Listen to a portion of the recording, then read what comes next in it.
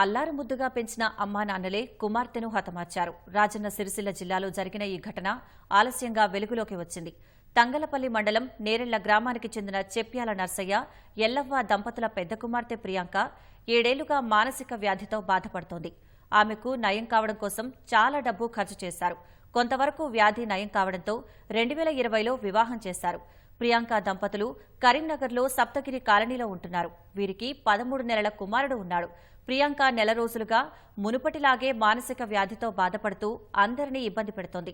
దీంతో మరోసారి నయం చేయించడానికి ప్రయత్నించిన తల్లిదండ్రులు కుమార్తె ప్రవర్తనను చూసి విసిగిపోయారు. నేరెళ్లకు తీసుకొచ్చి ఈ నెల 14న రాత్రి ఆమె ఇంట్లో నిద్రిస్తున్న సమయంలో గొంతుకు నూలు దారం బిగించి హత్య చేశారు. 15న అత్తగారి గ్రామం నుంచి దర్గాపల్లి తీసుకెళ్లి చేతపడి వల్ల మరణించిందని నమ్మించి అంత్యక్రియలు నిర్వహించారు.